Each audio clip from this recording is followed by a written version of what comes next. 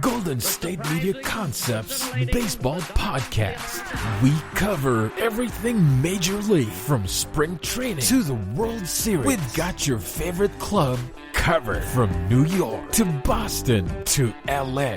This is the Golden State Media Concepts Baseball Podcast.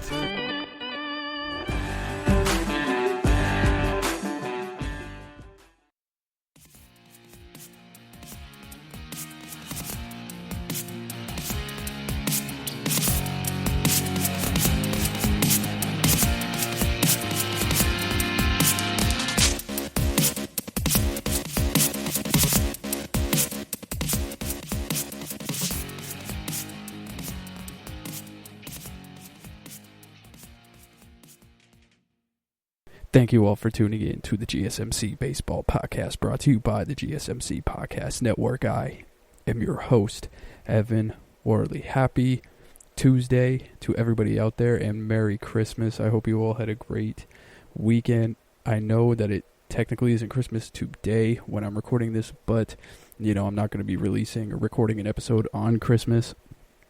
So, this is going to be the Christmas episode.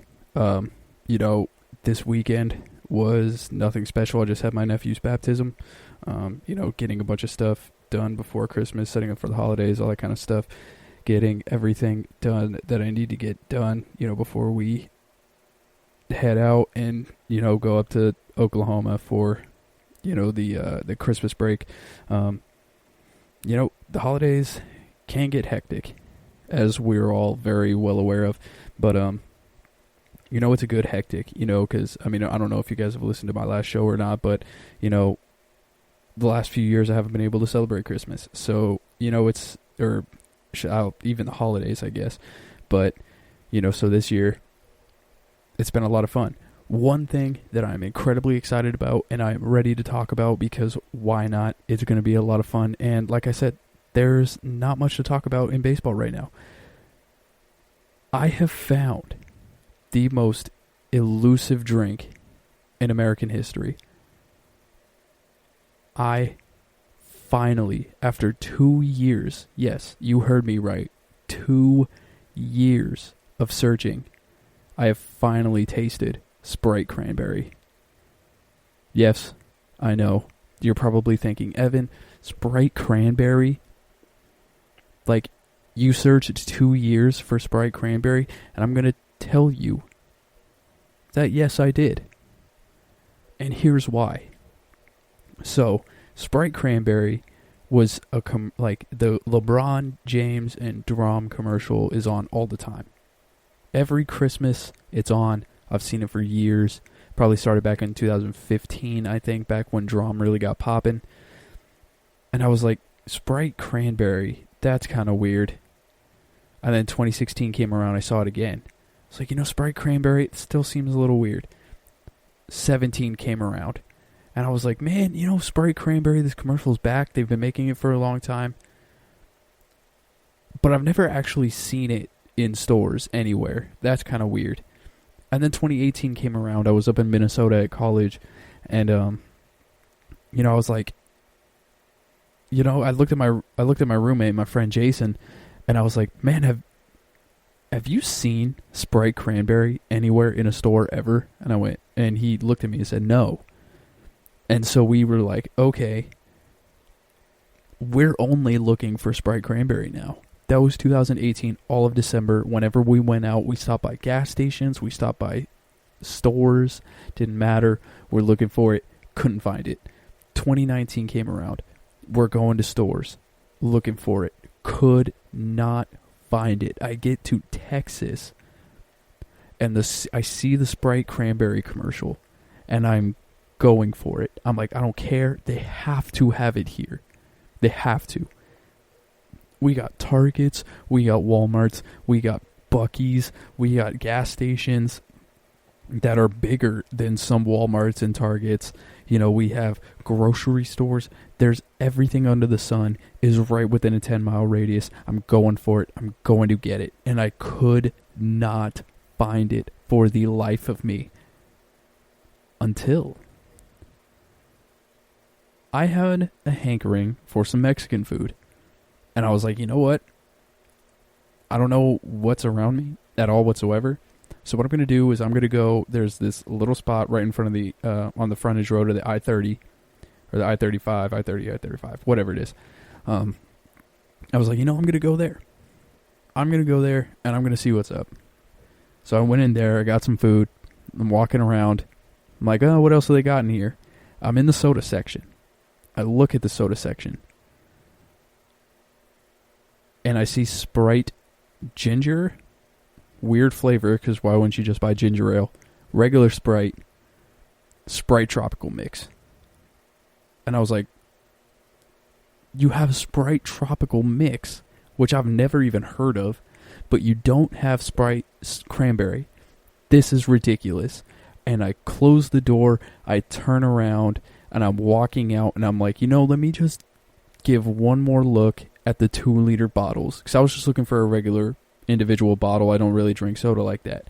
And when I turned around, I saw the red little label, and it was like I had saw, what were they? I don't even know. The Holy Grail. I've been looking for this for so long, and I tried it, and it's really good. It should be in all the stores all the time. That's probably my favorite drink ever. So I'm glad it kind of lived up to the hype. But, man, I was pretty bummed for a very long time. And then I started looking at it, and I finally found it. And it was like, all right, 2020, I win. I beat you. I win. I've been looking for this for so long, and I finally got it. And it was just one of those things where it was like, I'm on top of the world. No one can tell me anything because I have drank Sprite Cranberry. I know where it is, and I love it. But now, the sad thing is, so I'm trying to find where to find some good horchata in Texas, which apparently is a problem. So I went to the Mexican food spot, and they had just milk, which was confusing to me, being from Southern California, where I had, you can get horchata at Circle K's. It's in the soda fountain. Granted, you're looking at it like, why would milk be in the soda fountain? Irrelevant. Don't worry about it. It's delicious. And the fact that that's not a thing in Texas, or at least where I'm at, it's kind of a bummer, but I will find it. If I can find Sprite Cranberry, I can find good horchata. I know it. I know I can. And even weirder, I just spent 7 minutes talking about a trip to a grocery store to find the most elusive soda in history. That's what kind of news day it is today, people. There is some kind of news that I can talk about, nothing too crazy. Once again, it's all rumors because nothing ever happens. You know what I would like for baseball to do is I would like baseball to find a way to get a bit more creative. Maybe like not just with free agency, but like maybe with like the All-Star break. I know everybody talks about like a skills challenge at the All-Star break or whatever, but why don't we have a skills challenge? I think that'd be pretty cool. Like if you do something on the field, like you have infielders versus outfielders or whatever, kind of like how the NBA does, bigs versus guards, even though everybody plays like a guard nowadays, so it doesn't really matter. Like, I mean, Bam Adebayo is 7 foot tall and he's out here sinking threes and winning the skills challenge, but it just shows that anybody can do it. Why don't we put, you could put two guys behind the plate and, they got to throw it into this little net at second base, just like gun a runner down behind the plate and then, have them make another throw or whatever. And, maybe like, so they're behind the plate, throw to second, boom, hit that. Whoever makes it, once you're done with that, you go to second base / shortstop, whatever. You get a play like a slow roller. You got to make a throw on the run, something like that. Along those lines, you can make a throw on the run, or maybe you could do, maybe you could do like a little spin or something, like a turn and throw kind of a thing. You know, something like that. Something that'd be a little bit fun. Or you can just do that from behind the plate. You know, you can make the throw to second and then have somebody behind them roll a ball out. So you got to go, like, just barehand the ball, running throw to first. Something like that. Like the guy on the right throws to first, guy on the left throws to third. And they, you know, they have a little net or something, and they just keep doing that until they get it. And then, you know, maybe you go to second and short, and you figure out something that you could do there. And then, you know, you go to the outfield, and, you know, you have to make, like, some catch or, you know, make a throw from, you know, the outfield or something like that. I don't know, something that could be a little bit more creative than just, you know, the home run derby. Even the celebrity softball game is fun, and we don't even show that, really. It's like a 30-minute time slot after the home run derby. I don't really get it. Like, I like the celebrity all-star game. I think the celebrity softball game. Like, I think the celebrity softball game is fun. That should be like 3 hours. Like, a live broadcast that's like 3 hours long. Because honestly, I care about that. I watch that more than I watch, you know, the futures, the minor leaguers, the minor league all-star game, whatever that was. You know, I'll watch it if I had a friend throw or something, but, you know, there's been a couple times where I had somebody I knew throw in the game. But, so I kind of watch it then. But if that's not the case, then why can't we do something that's a little bit more over the top? Maybe have, you know, the celebrity, you know, maybe even a pros versus Joes type thing. You remember that show? Maybe you could bring a pros versus Joes back. What did pros versus Joes do in the show that were like the little obstacles that they had to do? Maybe you could steal it from there. Everybody's doing everything to steal anything. You know, like there's a full-on show called The Wall coming out on NBC that's just stealing Plinko from The Price is Right. That's literally it. It's called The Wall. You just throw the discs in there and it bounces around, and when it ends in the little slot, that's how much money you get, and there's a slot for $1 million on the side. This is just Plinko. You're stealing one thing from The Price is Right and, you know, making a whole TV show about it. Now they're repeating everything. You know, you have the masked singer, you have the masked dancer, you have all this stuff going on. Like, why don't you just get a little bit wild? Why don't you get a little wild? I think that would be a lot of fun. That would be kind of cool. Or at least just play the whole Celebrity All-Star game. That would be awesome too. Maybe do like an old-timers type thing. Maybe you do an old-timer softball game and leave the celebrities out of it. Or an old-timers wiffle ball game. That would be sick. That would be so much fun. We need to incorporate wiffle ball into the All-Star game. Or the All-Star break, I should say. I think that would be fun. You get some of the historical guys back. Like, I remember Vladimir Guerrero one year was in the softball game. You know, you have Ricky Henderson's in it all the time. You know, he wants to come back. There's a lot of things you can do to incorporate the Hall of Famers. You know, some of the previous guys who played in the league and, you know, commemorate what they've done. I mean, heck, if you get Dallas Braden to come in, like, I'm sure he'll come in with hella ideas to figure stuff out. I don't know. I think we can get a little bit creative. I don't know. Who knows? None of this is probably going to happen. I mean, it's 11:45 at night. I'm just kind of spitballing right now. Because I really don't want to go over more, you know, a recap of what's happened in the off season. You know, it goes back over a month to November 7th with Robbie Ray signing, and then you got Marcus Stroman, Gosman, Josh Tomlin, like all these guys going through slowly but surely, kind of filling out the rosters and going through it. You know, I mean, I'm sure you guys all know. I mean, I mapped all this stuff out. I think the only one I haven't mapped out was Michael Taylor going to the Royals. That's kind of new to me. Trevor May to the Mets. Iglesias to the Angels. Yeah, pretty much. Yeah, everything I've pretty much mapped out. So we're just kind of spitballing here. Carlos Santana to the Royals. The Royals making moves. That's kind of cool. Yeah. So, who knows? Why haven't the Indians figured out a name yet? The rumor, from my knowledge, the rumor of, what they were going to choose was going to come out within a few days. Like, why would you, if you don't have a name, why would you release, like, hey, I'm going to change my name? Like, just have a name set up. Cleveland Indians name change. So it says the former name, and it says the Cleveland Naps, which is hilarious. But, it's like, I don't know. I think they should, like, just come out with a name already. Have something in mind. Like, at least prepare beforehand. That really annoys me. That they're going to change their name, and then they're going to use it as an excuse for a rebuild, I should say.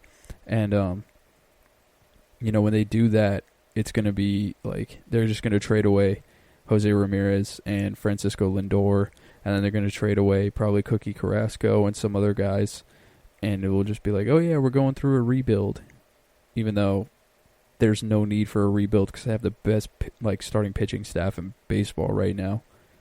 They just fill in whoever they fill in, and whatever they just immediately become good. Like Tristan McKenzie just called up, and he looks like he's Shane Bieber 2.0, but from the right side. I don't know, man. Everything's kind of weird, but looks like there still is no name change for the Cleveland Indians. And I dodged the recap for your guys' sake, and I told you a cool story. Even if you didn't like the story, just go with it and tell me that you enjoyed it. It's fine if you didn't. I'm okay with it. But, on that note, I am going to be taking my first break. And guess what I'm going to come back with, guys? Rumors. We got some rumors. Now, it's not just going to be completely rumors based like last episode. We got rumors.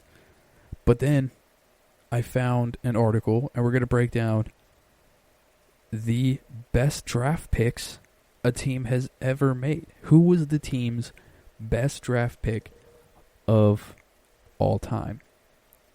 That'll be our third segment. But before that, rumors. But I'm going to be taking my quick break. This is your ultimate stop for everything sports. The Golden State Media Concepts Sports Podcast. Should I say more? From the NFL, MLB, the NBA to MMA, it's all in here. The Golden State Media Concepts Sports Podcast. Listen now.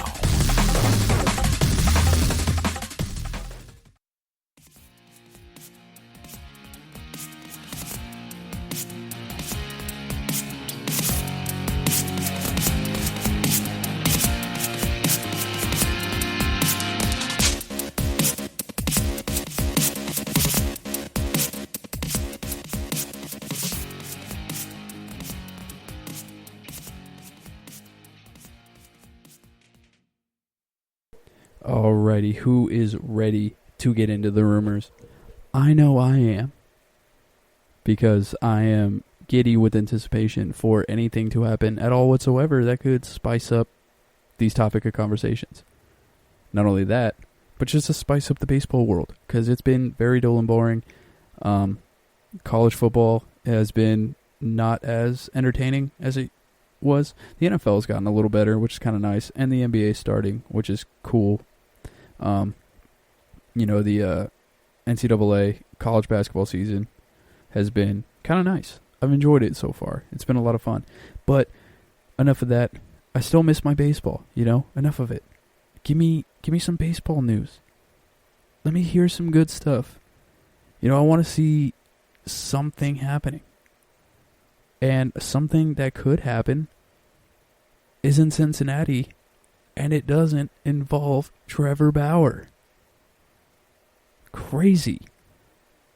Because the Cincinnati Reds are officially entertaining trade discussions for Luis Castillo and Sonny Gray. Now, I think this is dumb, but I think this is dumb for I think this is dumb, but I also kind of agree with it. It's kind of weird.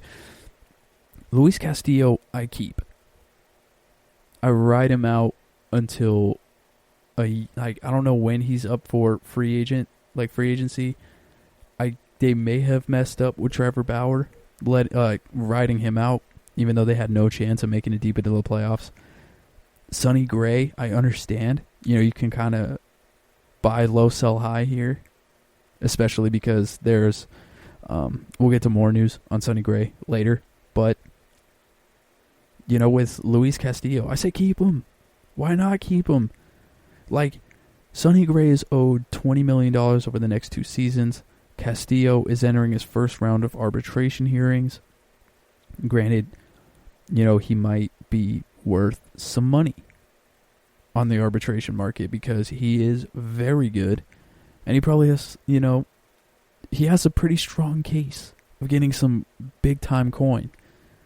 And then he's going to be under the arbitration hearings for, I think it's 3 years, maybe 4, because I know you have to be you're under team control for 6 years before you can be an unrestricted free agent. So they have, if he's in his first year of arbitration hearings, they have a while before they can sign him to a long-term deal. I get the Cincinnati Reds are not a big-ticket franchise, all that kind of stuff, but why not give it a go? Why not ride it out? You had Joey Votto for forever. You paid him. Joey Votto's at the end of his road. You have no other franchise player right now. Why not go after Luis Castillo? He's got an electrifying arm. He has a sick changeup. I don't understand why you wouldn't want to sign him and give him a bit more. Are you going to go through an entire rebuild while you're also hunting for guys like Didi Gregorius? You're also hunting for people to solidify the lineup and give some more, legitimacy to a playoff team. Especially, they were a playoff team, and, they gave the Braves a good run for their money, defensively. But, offensively, they didn't do a dang thing. So, yeah, you lose Trevor Bauer, who was the Cy Young Award winner. I get it. That's fine. I think you could keep Sonny Gray and kind of roll it over. Or at least wait till the All-Star break just to see what happens. I don't think this is something that you need to get rid of so quickly that, it's just kind of okay, hey, we made it to the playoffs. That's cool. All right. See you guys. Thanks for doing that for us. I think you can have them run it back at least. Minus Bauer. I mean, you still have a pretty good pitching staff. You have a pretty good bullpen. Just get some pieces to solidify the lineup and keep it moving. But it looks like they've decided to listen to trade offers. So we'll see what's going on with them. Hope maybe they pull. Maybe they're able to pull out. Some pretty big names and are able to fill it in for the future Reds. I think that would be kind of cool too. We're still waiting on Hunter Green to show up. He's the next tantalizing superstar in the Reds organization, just waiting for him to make waves. He's been, he was on the cover of Sports Illustrated, I think, when he was in high school, kind of took the Bryce Harper route. Maybe they do some cool things in the draft, or able to get some, star power that could come up within the next couple of years. And, maybe with that, the big red machine could be back. Who knows? But all we know right now is that Luis Castillo and Sonny Gray are on the market. It's going to be interesting to see who pulls the trigger on Luis Castillo and what they're willing to get rid of him for. That's something that they don't have. They don't have listed right now. But, it's obviously going to be sky high. Because he could be, Castillo can be a number one ace, because he is the ace of the Reds right now. But he could be, an ace on another team. So I could see him going to the trade deadline and, getting a pretty hefty price tag in return. So we'll see what happens there. Talking about the Yankees now. So obviously the Yankees have their number one priority set to re-signing DJ LeMahieu. But they do have a backup plan. Now, their backup plan, you would think, would be, maybe some like small-time guy hoping to go after another, another shortstop in next year's class, being the next year's class is so stacked. No, they're going to try and bring back Didi Gregorius. So, the New York Post, Kevin Davidoff thinks, he thinks that it could be done, and he said the possible move is tantalizing. The reason why I think this could happen, granted, it is the Yankees. There is no price tag that is too hefty. They're going to go after DJ LeMahieu with everything that they possibly can. That's just how it goes. But, with LeMahieu, with Didi coming back, it makes sense because he's done it before and he's had the clutch hits and, he's been a big name guy on here, in the Yankees pinstripes. It makes sense because we've seen it before. We've seen it happen. We know what it's like. He's going to get big power. It'll allow Gleiber to move back to second base. No, I think that they could do it even if they get DJ LeMahieu. Because what if they do DJ LeMahieu and move LeMahieu to third? Like, I get Miguel Andujar is a good hitter, but he's a terrible defensive player. And then, I get that Gio Urshela is there, but is he consistent enough?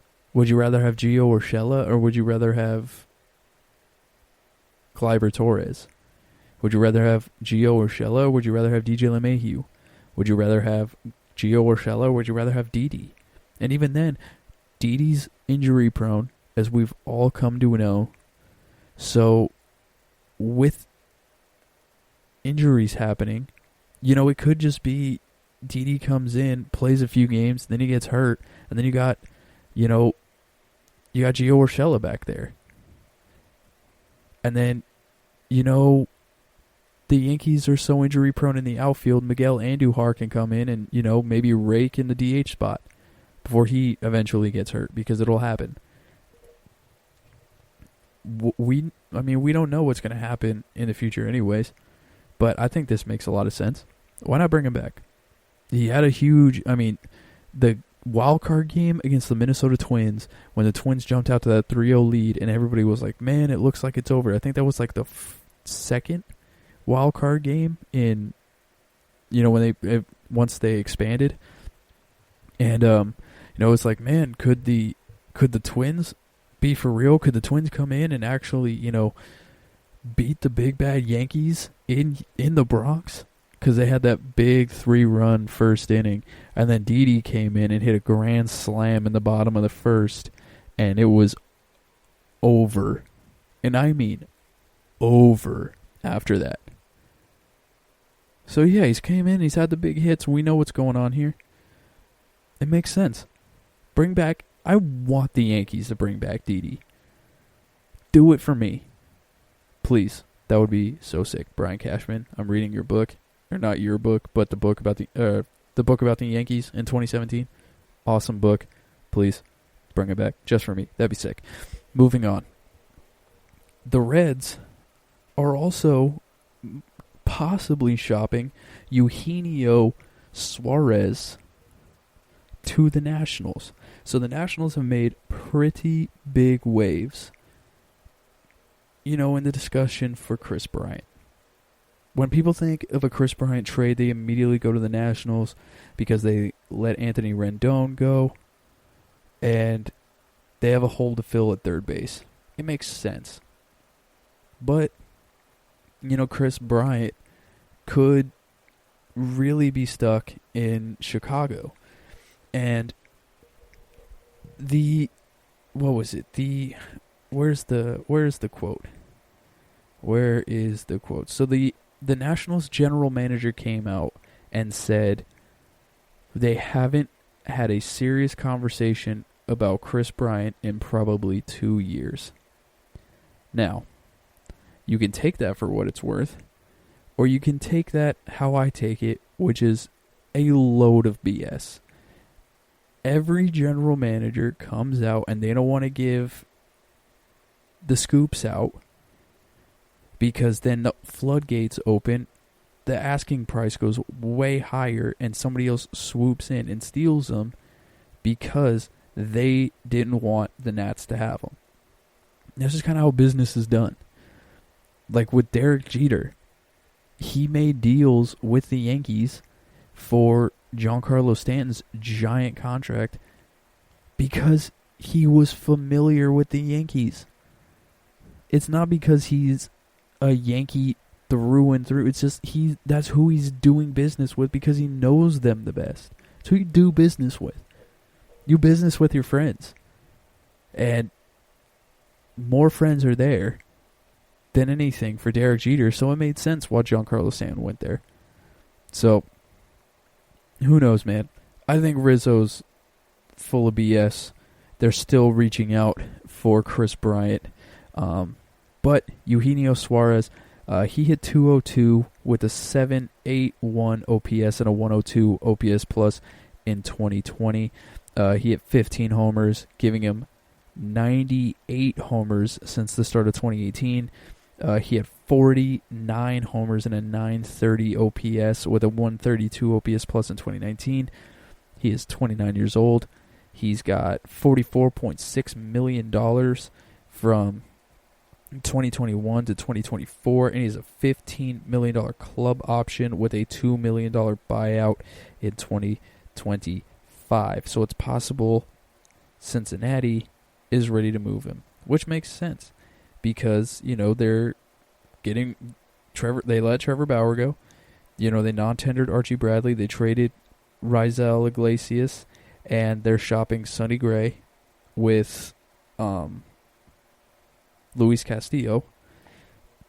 So yeah, it makes sense. They're probably shopping Eugenio Suarez too. I think they're just going to keep Joey Votto, round him out. I wouldn't be surprised if Amir Garrett goes too. Why not? Sell the farm. If you're just gonna phone it in after a World Series anyways, might as well sell the whole farm. We got two more things before we go. The Padres are interested in Sonny Gray. So Mike Clevenger, as we know, is missing the 2021 season with Tommy John surgery. So they're pretty much trying to go after Sonny Gray.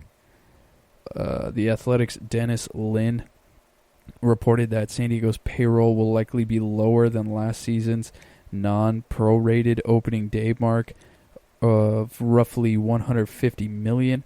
Perlins report the team is already around $120 million committed, including estimated salaries for arbitration and non-arbitration players. So it looks like he fits in. There was $150 million was the mark this year. They're on the books already for $120 million. So with 2 years, $20 million left on Sonny Gray's deal, it looks like he would come in and he would still leave them saving about $20 million compared to last year's salary. So could be seeing Sonny Gray head off to San Diego. And lastly, the Twins have discussed interest in trading their upper-level prospects for pretty big-name players. So it could possibly lead to Francisco Lindor or Trevor Story. They're trying to trade like Luis Arias and Jorge Polanco to upgrade their shortstop. Trevor Story in a Twins uniform would be kind of goofy looking. I think it would be kind of cool to see him. But it'd be a lot better. I would like to see him there because he just has that kind of swagger and looks like that guy who would, really be at one in Minnesota. Francisco Lindor, I doubt that the Cleveland Indians or Cleveland baseball team, I guess, would trade him, to be honest, to a division rival. Nonetheless, I don't really see it happening. Maybe maybe Francisco Lindor would go there in free agency, but when have you ever seen a big name free agent go to the Minnesota Twins? I don't think it's ever happened, and I don't think it ever will happen. They could also, get a 2-year deal with Marcus Semien. Who knows? These are just the rumors as of right now, but maybe we could possibly see a big name shortstop heading to the Twin Cities. All right, everybody, I'm going to be taking a quick break, and I will be right back to talk about the greatest draft picks every single team has made. I will be right back. Tired of searching the vast jungle of podcasts? Now listen close and hear this out. There's a podcast network that covers just about everything that you've been searching. Hey! The Golden State Media Concepts Podcast Network is here. Nothing less than a podcast bliss with endless hours of podcast coverage. From news, sports, music, fashion, cooking, entertainment, fantasy, football, and so much more. So stop lurking around and go straight out to the Golden State Media Concepts Podcast Network. Guaranteed to fill that podcast itch. Whatever it may be. Visit us at www.gsmcpodcast.com. Follow us on Facebook and Twitter, and download us on iTunes, SoundCloud, and Google Play.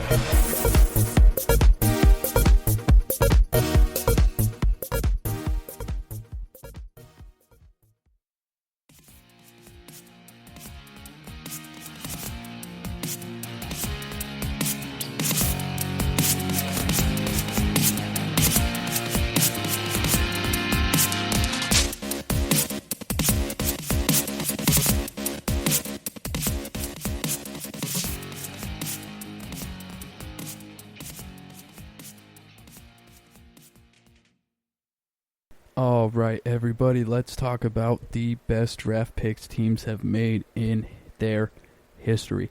I think the draft is kind of funny because, you can look at the draft and you can see a bunch of players getting named, and a lot of them kind of come later than you would expect.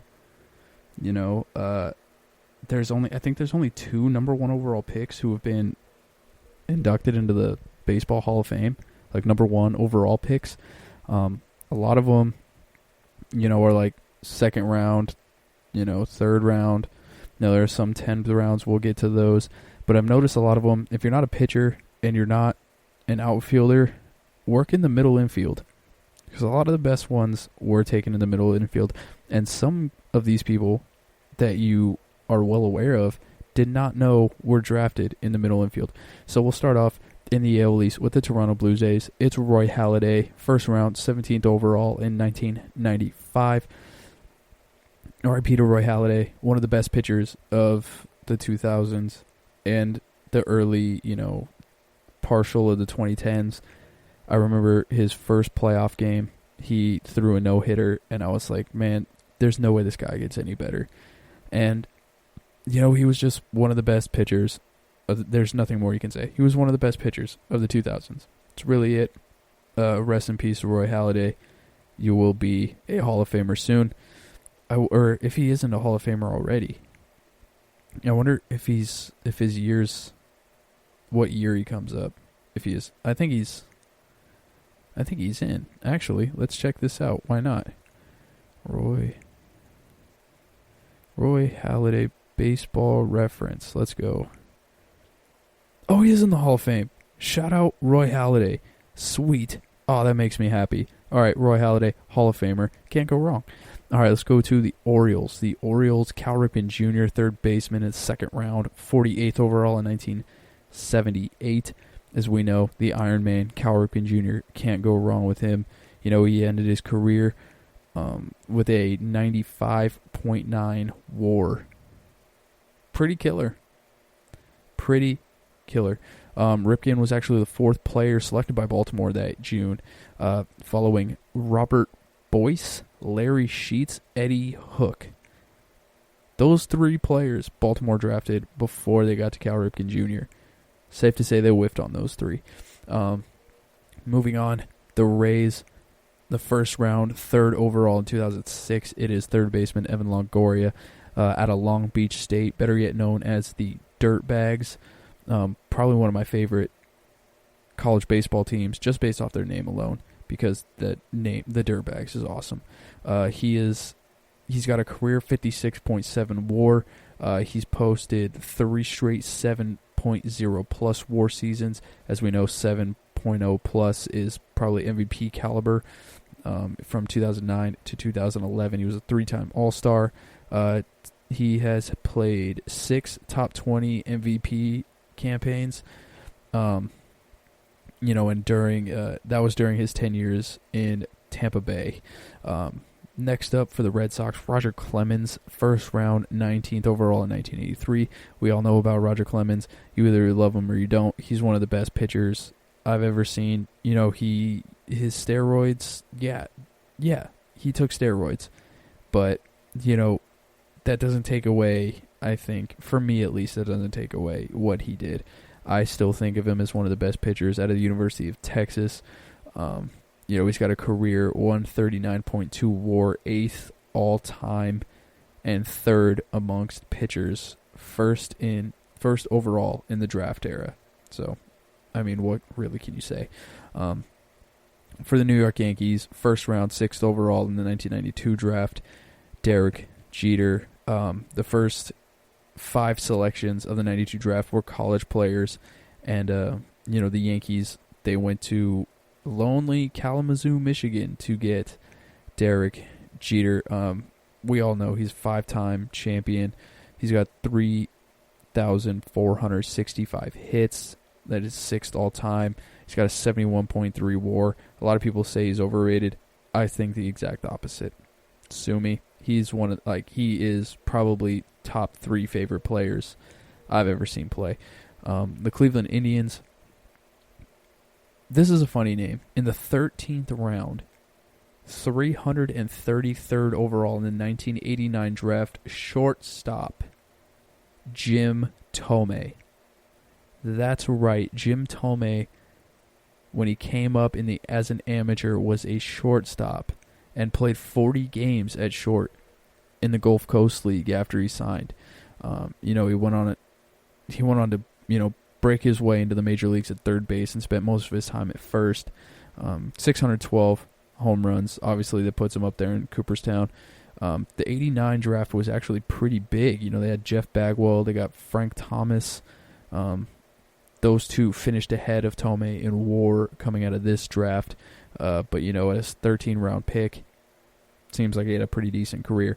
For the Kansas City Royals, we have George Brett in the 2nd round, number 29 overall in 1971. We all know George Brett. Whether you know him for being a great player, you know him for the colossal outburst he had against that poor umpire who ruled that he had too much pine tar on his bat. It is what it is. He won a batting title in 3 different decades, in 76, 80, and 90, 3,154 hits in his 21 seasons. He included a 1980 MVP award and a World Series title in 1985. Can't say much more about him. In the 5th round, 99th overall in 1975, we have Lou Whitaker for the Detroit Tigers. He was the Rookie of the Year award winner in 1978. 5 All-Star selections, 4 Silver Sluggers, 3 Gold Glove awards. He had a 19-year playing career with the Tigers. He was 84 World Series champion, 75.1 WAR, and is one of the small group of second basemen in history to record at least 1,000 runs, 1,000 RBIs, 2,000 hits, and 200 home runs. I do not have the rest of that list, but I'm sure it's not many. Going on the Twins, in the 3rd round, 55th overall in 1969, it was Bert Blyleven. Bert Blyleven, didn't know, born in the Netherlands, went to high school in California. He was drafted by the Twins, very famous for, pitching in the World Series. He was a huge part of their 2 World Series runs back in the late 80s and early 90s. He has a career 94.5 WAR. He pitched 22 years in the big leagues. And he was just lights out, killing the Braves in the 1991 World Series. Breaks my heart to see that to this day. It was 91 or 92. I don't remember. It was one of those years. For the White Sox, first round, 7th overall in 1989, first baseman Frank Thomas. Now, Frank Thomas started his career playing as a tight end at Auburn, but also playing baseball. And then as a sophomore was like, baseball's kind of more fun. And to think, just looking at that man in college is incredible. I don't know how anybody pitched to him at all whatsoever. I would be scared beyond scared. He was one of the few baseball players to come out with the shoe, the Reebok Big Hurts. Awesome looking shoe. He had it's safe to say he had a pretty good playing career. He's one of the only players in history to record 7 straight seasons of 20-plus homers, 100 RBIs, 100 walks, and a 300 average. Also, my favorite player to play with in backyard baseball. Going to the Los Angeles Angels of Anaheim, first round, 25th overall in 2009. You knew it was coming. It's Mike Trout. In 2009, also known as the Steven Strasburg draft, for ones who know. Trout was drafted out of a New Jersey high school, Millville, I think it was. He's already got his Hall of Fame credentials. He has a 74.6 WAR, which ranks second amongst active players, only behind Albert Pujols. You know what he's gone on to do. It's nothing new. I got to fly through these. I'm going to take it a little long here. For the Astros, we got Craig Biggio in the first round, 22nd overall. Kenny Lofton was taken in the 17th round of this draft. And he was, he cured, I don't even know what this article is saying. Kenny Lofton actually had a more WAR than Craig Biggio. Wow. Crazy. That's insane. Kenny Lofton has a higher WAR than Craig Biggio? I did not know that. But Craig Biggio has finishing with over 3,000 hits. He has at least 3,000 hits, 600 doubles, 400 steals, and 250 home runs. Not much more to be said. With the A's in the 4th round, 96th overall in 1976, you have Ricky Henderson. He went to Oakland Tech. He led the entire class with an 111.2 WAR, and he's the greatest leadoff hitter of all time. Greatest leadoff hitter, greatest stolen base, base stealer of all time. It is, not much to be said about Ricky Henderson. With the Mariners, a rare number 1 overall pick. We have first round, first overall in 1993. I don't like this because I am a Griffey head. It is not Ken Griffey Jr.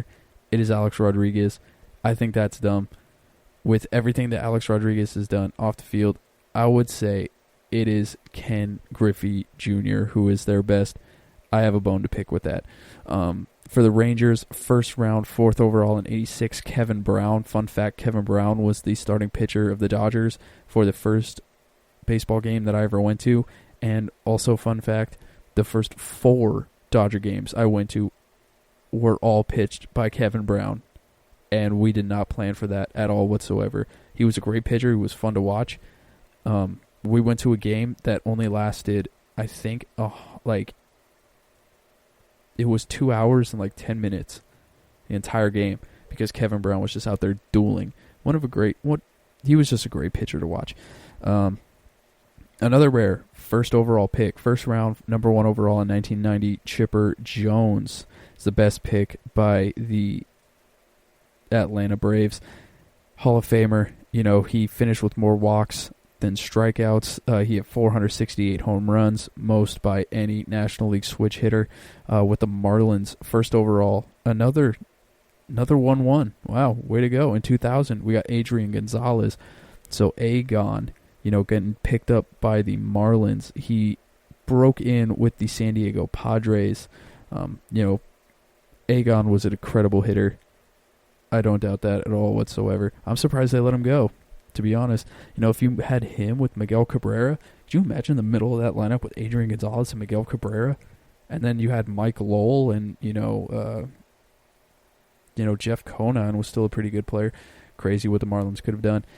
The Mets, 10th round, 295th overall in 1965, Nolan Ryan. So Nolan Ryan was the 12th pick in the 10th round of the draft. Crazy. We all know Nolan Ryan. He's the strikeout king.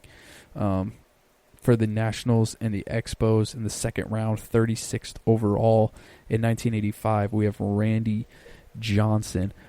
Man, I really wish those Expos would have won the World Series in 1994. That would have been so sick. Or 1995, I think it was. No, it was 94 because the Mets or the Braves won in 95. The Mets were the best team. Strike shortened season. We've all heard the story. For the Phillies, second round, 30th overall, we got Mike Schmidt. Mike Schmidt, one of the best third basemen of all time. 12-time All-Star, 10 Gold Gloves, 6 Silver Slugger, 3 MVP awards, and he has a 106.9 WAR. One of the greats. With the first round, number 3 overall in 1973, the Brewers selected Robin Yount. Like Robin Yount was the man. He was 18 years old on opening day when he first took the field. He was a 2-time MVP award winner.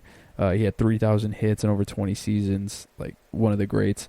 In the 13th round, 402nd overall in 1999, the Cardinals selected Albert Pujols. Albert Pujols from the Maple Woods Community College. Insane that this man was at a community college. Community college to 3,236 hits, and he's in the 662 homer plateau. Crazy. Absolutely nuts. Albert Pujols, one of the best players I've ever seen. The Chicago Cubs in the second round, 31 overall in 1984, got Greg Maddux. Greg Maddux, one of the only pitchers in MLB history to win 3 consecutive Cy Young awards. He had 18 Gold Glove awards, 3,371 strikeouts. One of the best pitchers of all time. And the Pirates in 1985, first round, 6th overall, selected Barry Bonds. I'll let you guys have your thoughts on that one. I'm just going to move right over it. You know what I think of Barry. For the Cincinnati Reds, second round, 36th overall in the 1965 draft, they drafted Johnny Bench. 75.2 WAR. He was a 14-time All-Star, won 10 Gold Gloves, got a pair of MVPs and a Rookie of the Year award. Safe to say they did a good job with that one. The Diamondbacks in 2006, first round, 11 overall, got Max Scherzer from the University of Missouri. He's had a 7-year stretch where he's made 7 straight All-Star games, also recorded top 5 in the Cy Young Award race. One of 11 pitchers in history with at least 200-plus strikeout seasons. With at least 8 straight 200-plus strikeout seasons. He ranks 23rd all-time in strikeouts, and amongst active leaders, only trails Justin Verlander. For the Los Angeles Dodgers, first round, 7th overall in 2006, they got Clayton Kershaw. So Clayton Kershaw apparently was one of the best high school prospects in 2006. I wouldn't know that. I was 11 years old. But as we know, he's the pitcher of the 2010s. He is the best pitcher we've had this decade. And he's going to go down as a Hall of Famer. I'm just glad he won his World Series. He had like his Dirk moment. It was really nice. Being a pitcher to win an MVP award. And in this last day, in his career, he has 100 more wins than he does losses. Just let him in right now. Who cares? Last 2 for the Giants in the 1985 draft, first round, 2nd overall. They drafted Will Clark from Mississippi State. As we know, he was picked right before his teammate, Rafael Palmeiro from Mississippi State. They had the Thundersticks going on over there. His numbers were particularly good from 1987 to 1992. He slashed 303, 378, 515 with 1,000 hits, including 379 extra base hits in only 917 games. The Padres, in the 4th round, 86th overall in the 1977 draft, got Ozzie Smith out of Cal Poly San Luis Obispo, 15-time All-Star, 13 Gold Glove awards in a 19-year career, 76.9 WAR, 6'2", 337, 328 slash line, 580 steals, 1,257 runs in 2,500 games. Ozzie Smith, the Wizard. And then lastly, the Rockies. In the 1st round, 8th overall in the 1995 draft, the drafted Todd Helton. Finished 3rd in WAR in his draft class behind Carlos Beltran and Roy Halladay, the former Tennessee quarterback, as we know. He led the Rockies' all-time draftees with 61.8 WAR. He had 4 Silver Sluggers, 3 Gold Glove awards, a batting title, and his career slash line 316, 414, 539, and that is impressive. All right, everybody, I'm going to be taking my final break, and I will be right back to talk about 7 trades that could completely shift the hot stove. Granted, are these trades are they going to happen? Probably not, but it's fun to talk about them anyways, and I'll be right back after this break to talk about them. Want to know the latest in soccer? Then listen to the Golden State Media Concepts Soccer Podcast. From MLS, the World Cup, and the Premier League, we've got you covered. The latest updates, the hottest matches, and news on the league's top players. It's the Golden State Media Concepts Soccer Podcast. David Beckham scores the goal to take England all the way to the World Cup finals. Listen now.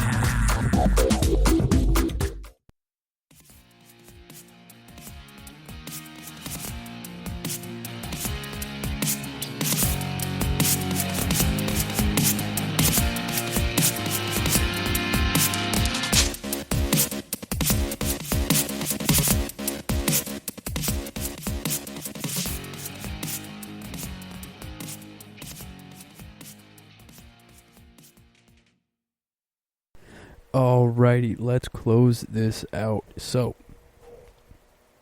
some weird trades. Were these trades, could they happen? Yeah. Is it possible that they happen? Probably not. But they could happen. And that's all that matters. So, first trade, Trevor Story goes to the Yankees. The Rockies get Adam Ottavino back and Clark Schmidt. Clark Schmidt is the Yankees' number 2 overall prospect and number 83 overall per MLB Pipeline. He's got a 2-seam fastball. He's got some pretty good sink on that. Pretty good for Coors Field. You're going to need that for Coors, keeping the ball down. Adam Ottavino getting back, to the Rockies. He's familiar there. He knows what he's doing.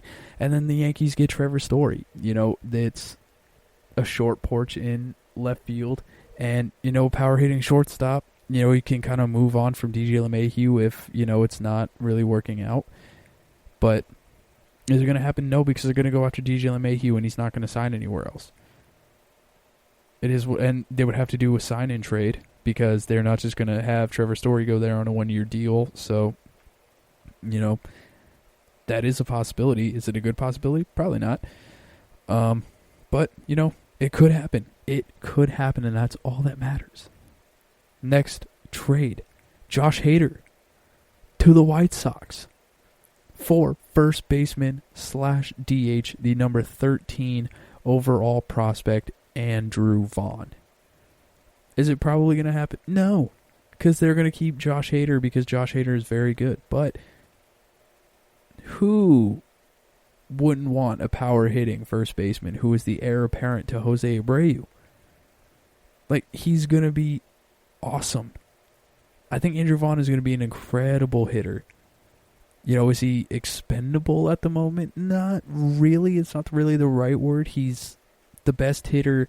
He was the best hitter in college baseball for a hot second. You kind of keep that. You kind of keep that bolded on your roster. Hey, this guy can really swing it. Granted, there was a guy from Wichita State, Garrett Whittles, who tried to break Robin Ventura's record for hitting streak in a season. Didn't get there, but he didn't really do anything in the bigs. I don't even think he got to the bigs to play a single game, but he was one of the best hitters. So could it really happen? Probably not. But it could happen. It could not happen. But with Andrew Vaughn being one of the best hitters and having a lineup like the Milwaukee Brewers, who kind of struggled last year, it makes sense. Maybe they could pick up Alex Colome and trade and get Andrew Vaughn. Boom. That's a win-win right there. Like I said, I doubt it, but it could happen. Next trade, the Halos land Carlos Carrasco, but they pay. And boy, oh boy, do they pay. Angels get Carlos Carrasco. Indians get their top prospect, Jo Adell. Jo Adell was a bummer last year. Simple and plain. He batted 161. He had a 212 on base percentage and a 266 slugging. Very bad. He struck out 55 times in 124 at bats. He didn't play great defense, but he's not going to turn 22 years old until August, and he's under club control until 2026. He has a very good chance of filling out. Carlos Carrasco, we all know about his cancer diagnosis and what he fought through and all that kind of stuff. But, Carlos Carrasco, he's an older pitcher. When you got a younger outfielder, especially someone who can anchor the lineup, probably somebody who can bat first.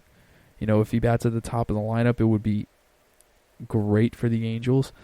I know they need a pitcher, but if there's one person I would keep besides Mike Trout and Anthony Rendon, it would be Jo Adell. Next trade, Xander Bogaerts and Austin Bryce go to the Phillies for Francisco Morales, the number 4 prospect for the Phillies, shortstop Casey Martin, the number 8 prospect, and left-handed pitcher Kyle Dohe, the 27th prospect. Xander Bogaerts fills the shortstop hole left by Didi Gregorius, one of the best players. I think one of the best players the Phillies really had. I thought he was one of the best shortstops. Xander Bogaerts is one of the best shortstops in the game right now. Bringing Dave Dombrowski in could get him to sign his or waive his no-trade clause. Maybe sign an extension with him. Who really knows? And, Austin Bryce is a pretty decent pitcher. Something that, the Phillies can get and put him in the bullpen, kind of store him there for a little bit because they have, everything going on with them. They have one of the worst bullpens. They had the worst bullpen last year. The Red Sox, they're stocking up on the pitching department. They're getting a young shortstop. They can go through their whole rebuilding process, I guess. Pair him with Jeter Downs, probably. Pair Casey Martin, that is, with Jeter Downs, and see what they can do in the middle infield in years to come, just to see, maybe they can fill everything out and make some magic happen. Next trade, the Nationals get outfielder Joey Gallo, and the Rangers get their number 2 prospect, Cade Cavalli. Now, here's my issue with this. Is Joey Gallo good? Absolutely. Is it worth a number 2 prospect? Not really when Cavalli is a potential frontline starter. I wouldn't say he's an expendable piece unless they're trying to absolutely win now. And,